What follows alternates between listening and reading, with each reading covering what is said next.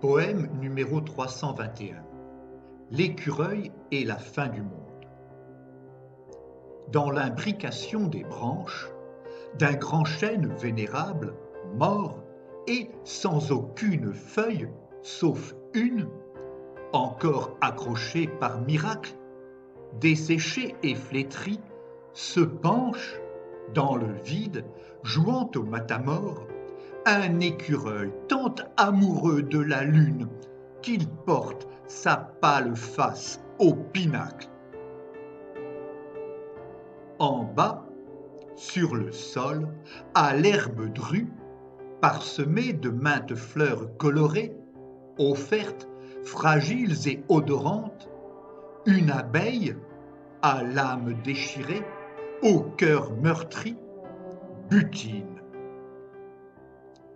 En quête de pollen, à tire-d'aile, elle se rue, désireuse d'oublier que, dans leur abri, à l'orée d'un sous-bois, leur reine n'est plus depuis la veille.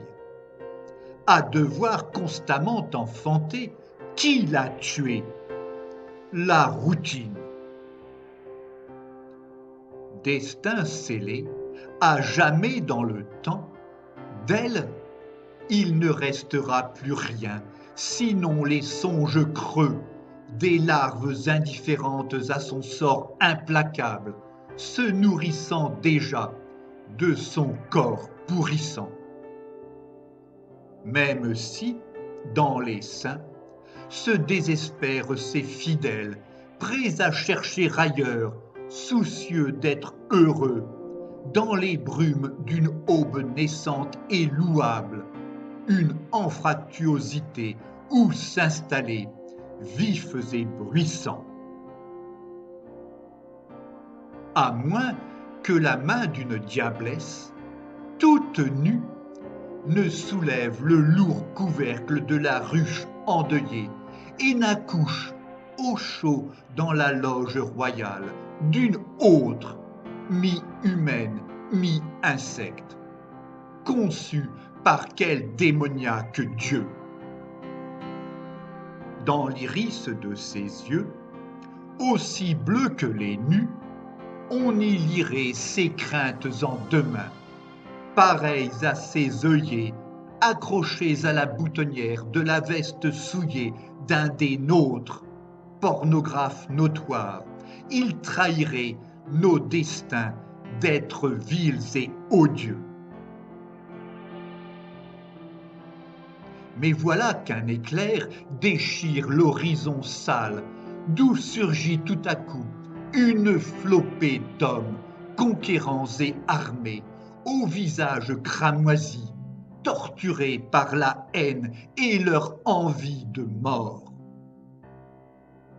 Au bruit des sabots des chevaux, noirs et mâles, chevaliers errants, fiers d'exterminer en somme, ils arrivent au pas de charge, drogués à l'extasie.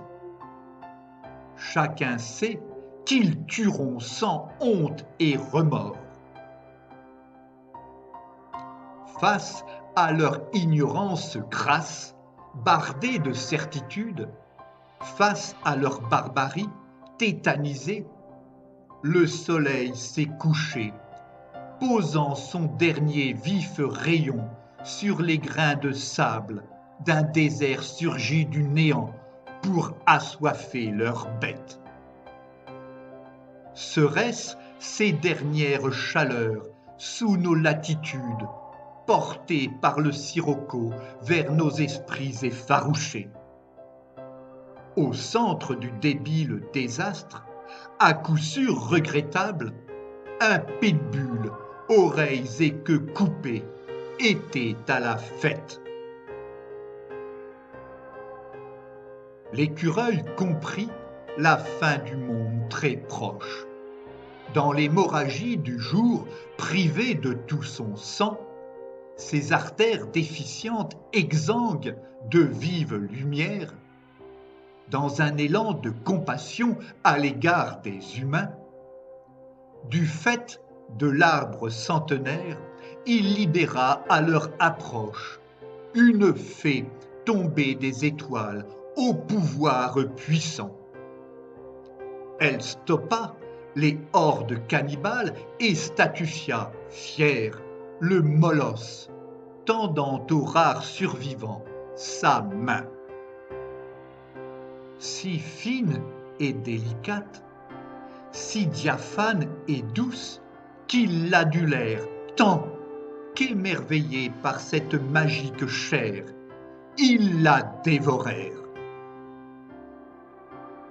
Et l'écureuil s'en est allé, en deuil, effaré par tant de bêtises étalées. Poème écrit par Philippe Parrot entre le 6 et le 8 mars 2018.